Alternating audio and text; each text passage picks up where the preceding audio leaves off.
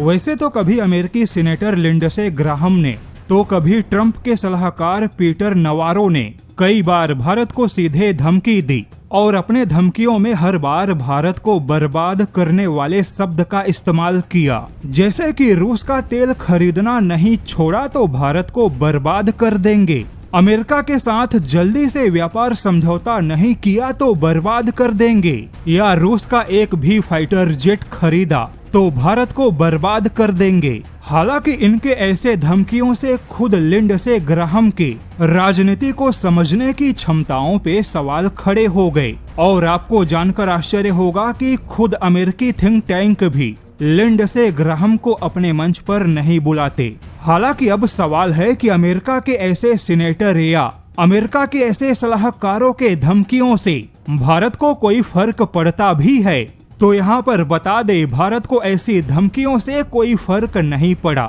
और अब इसी बात पर खुद रूस ने एक बेहद ही चौंकाने वाला खुलासा किया कि अमेरिका के धमकियों की परवाह किसी को नहीं, क्योंकि भारत ने अमेरिकी धमकियों के बावजूद अपने मौजूदा आवश्यकताओं के लिए ट्रांजिशनल फोर्स मल्टीप्लायर की ओर कदम बढ़ा दिया और अमेरिका चाहकर भी भारत को रोक नहीं सकता। ट्रांजिशनल फोर्स मल्टीप्लायर का तात्पर्य है कि भारत ने अपने वायुसेना के ताकत को तुरंत बढ़ाने के लिए कुछ विशेष कदम उठाने का फैसला किया है और भारत का यह विशेष कदम रूस का सुखोई 57 है। खुद रूसी मीडिया के मुताबिक सुखोई के डिजाइन ब्यूरो की टीम ने हिंदुस्तान एरोनॉटिक्स लिमिटेड के बुनियादी ढांचों का विश्लेषण किया और सुखोई डिजाइन ब्यूरो की टीम ने यह पाया, हिंदुस्तान एरोनॉटिक्स लिमिटेड के पास में सुखोई 57 के उत्पादन के लिए पहले से ही 50% बुनियादी ढांचा और विशेषज्ञता मौजूद है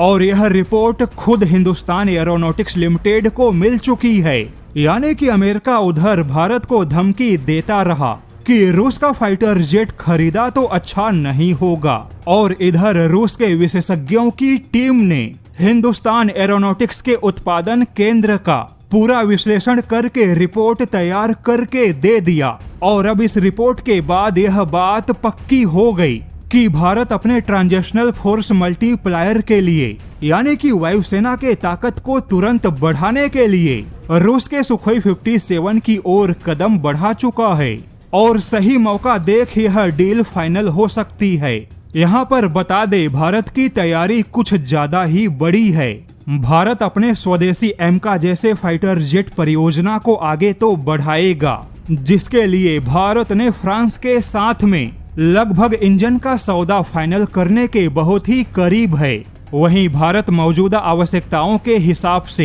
एक भरोसेमंद 5वीं पीढ़ी के प्लेटफॉर्म के लिए सुखोई 57 को भी फाइनल करेगा। लेकिन अब एक और चौंकाने वाला खुलासा हुआ कि सुखोई का प्रस्ताव काफी सस्ता है, तो ऐसे में भारत लगभग 90 फाइटर जेट यानी 5 स्क्वाड्रन सुखोई 57 की ओर कदम बढ़ा सकता है, जबकि इससे पहले भारत ने केवल 3 स्क्वाड्रन का विचार किया था। वहीं रूस यहाँ पर कोई बहुत बड़ा मुनाफा नहीं कमाना चाहता, क्योंकि मौजूदा हालात में रूस का ध्यान भारत के साथ में रक्षा संबंधों को मजबूत बनाए रखने पर है।